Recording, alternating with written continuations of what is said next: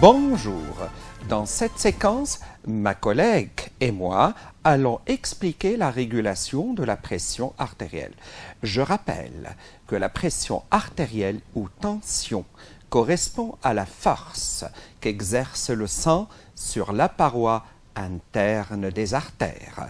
Elle dépend du rythme cardiaque, de la force de résistance exercée par la paroi des artères et du volume sanguin ou débit sanguin et elle aussi entre deux valeurs, une valeur maximale ou pression systolique qui correspond à la pression artérielle pendant la contraction ventriculaire ou systole ventriculaire, égale à 12 cm de mercure. Une valeur minimale ou pression diastolique qui correspond à la pression artérielle pendant le relâchement cardiaque ou diastole ventriculaire égale à 8 cm de mercure. La pression artérielle est un paramètre physiologique régulé. Sa régulation obéit à deux mécanismes. Un nerveux et l'autre hormonal. Quel est le mécanisme nerveux de la régulation de la pression artérielle? Quel est le mécanisme hormonal de la régulation de la pression artérielle? Quelles sont les différences qui existent entre les deux types de mécanismes? Je cède la parole à ma collègue Sandos. Alors, dans cette première séquence, je vais aborder la régulation nerveuse. La régulation nerveuse est de type réflexe, faisant intervenir 5 éléments anatomiques qui sont des récepteurs sensoriels qui détectent toute variation de la pression artérielle, appelés barorécepteurs, localisés au niveau du sinus carotidien et au niveau de la paroi de la crosse aortique. Deuxième voie, c'est la voie afférente représentée par les nerfs de Hering et aussi des nerfs de Sillon représentés par deux paires appartenant au système parasympathique.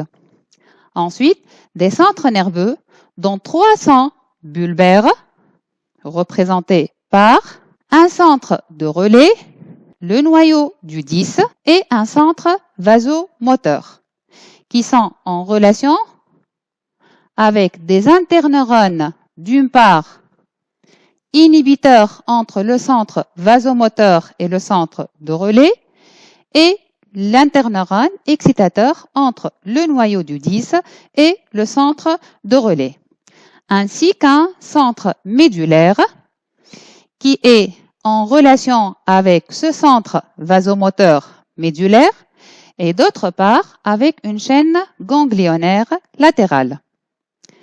Quatrième structure, c'est des voies efférentes antagonistes représentées par une paire de nerfs 10, c'est le nerf parasympathique, appelé aussi nerf vague, une paire de nerfs orthosympathiques cardiaques en relation avec le cœur et qui partent du ganglion étoilé et une voie aussi efférente sympathique, le neurone du nerf orthosympathique artériolaire en relation avec les artérioles. La cinquième structure, c'est les effecteurs qui sont représentés par le cœur et les artérioles.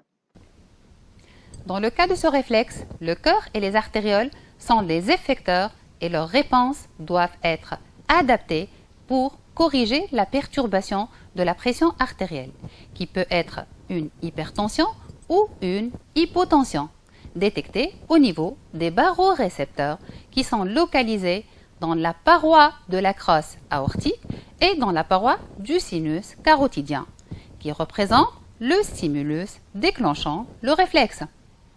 Alors, à partir de l'étude d'un document qui permet de suivre lors d'une augmentation ou d'une diminution de la pression artérielle au niveau du sinus carotidien.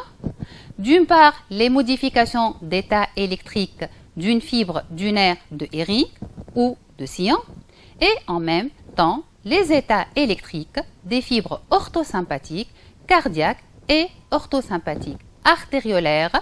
D'autre part, les modifications de la fréquence cardiaque et l'état de contraction des artérioles dont dépend la pression artérielle.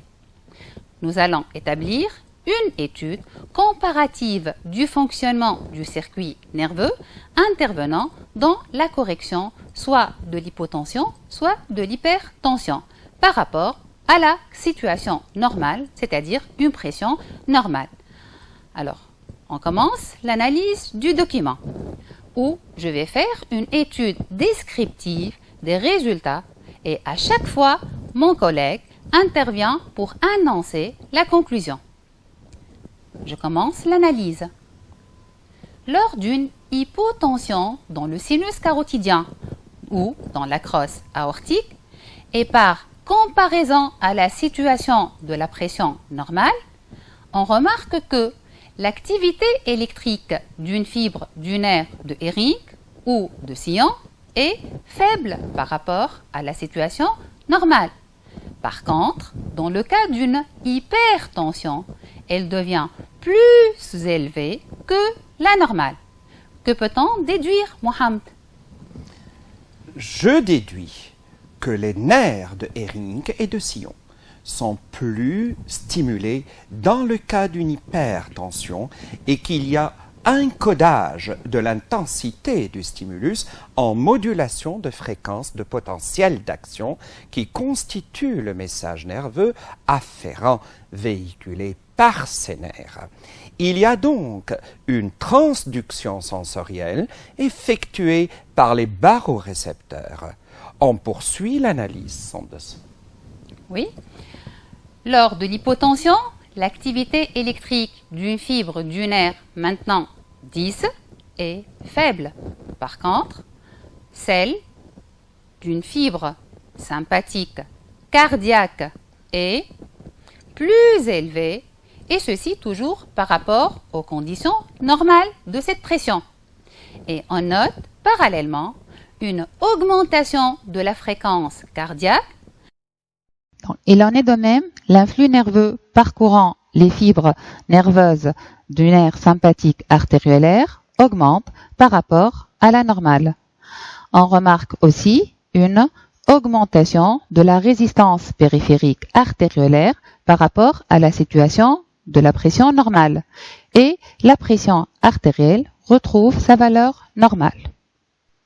Par contre, lors d'une hypertension dans le sinus carotidien ou la crosse aortique et par comparaison à la situation témoin, ça veut dire la pression normale, on remarque que l'activité électrique d'une fibre du nerf 10 devient plus élevée et celle d'une fibre du nerf sympathique cardiaque ainsi que celle d'une fibre du nerf sympathique artériolaire diminue et on note une diminution de la fréquence cardiaque ainsi que de la résistance périphérique artériolaire et la pression artérielle retrouve sa valeur normale. Je laisse la conclusion à Mohamed. On peut déduire que le nerf moteur 10, innervant le cœur, est cardiomodérateur et sa stimulation suit celle des nerfs de sillon et de Hering. L'ensemble de ces nerfs forme le système parasympathique qui, activé dans le cas d'une hypertension, et que l'augmentation de l'activité électrique du nerf moteur sympathique cardiaque a entraîné une augmentation du rythme cardiaque. Donc, ce nerf est cardio-accélérateur. De plus, lorsque le nerf sympathique artériolaire est stimulé, il entraîne une augmentation de la résistance périphérique des artérioles. Donc, le nerf sympathique artériolaire est efférent et vasoconstricteur. Les nerfs afférents de Hering et de Sillon sont dépresseurs et les voies efférentes nerfs 10 et nerfs sympathiques sont antagonistes. La cardioaccélération et la vasoconstriction corrigent l'hypotension et la cardiomodération et la vasodilatation corrigent l'hypertension. Récapitulons. L'analyse d'un document qui comporte plusieurs expériences, on doit tirer une conclusion pour chaque expérience. Ainsi, lors d'une hypertension, le système parasympathique est activé, entraînant une cardiomodération, et qu'il existe une inhibition de l'activation du centre nerveux orthosympathique lorsque l'activité électrique de la voie afférente augmente, et que cette inhibition est levée lorsque l'activité électrique de la voie afférente diminue, favorisant le système orthosympathique pour permettre une cardioaccélération et une vasoconstriction correctrice de l'hypotension. Maintenant, avec mon collègue, nous allons résumer la différence entre le mécanisme régulateur réflexe d'une hypotension et celui d'une hypertension par rapport à la situation de la pression normale.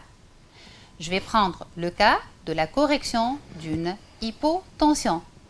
Parallèlement, mon collègue signale la différence par rapport au cas de la correction d'une hypertension. On commence. Pour l'état électrique des barorécepteurs, dans le cas d'une hypotension, ils sont moins stimulés. Dans le cas d'une hypertension, ils sont plus stimulés. Pour l'état électrique des voies sensitives, dans le cas d'une hypotension, il est moins élevé. Dans le cas d'une hypertension, il est plus élevé. Pour les centres nerveux qui sont activés, dans le cas toujours d'une hypotension, il s'agit du centre bulbaire vasomoteur et le centre médulaire. Dans le cas d'une hypertension, il s'agit du centre bulbaire relais et le centre noyau du 10. Pour les voies efférentes, et toujours dans le cas d'une hypotension, les plus activés, c'est les nerfs sympathiques. Les moins activés, c'est les nerfs 10. Pour les effecteurs et leurs réponses, je considère toujours le cas d'une hypotension.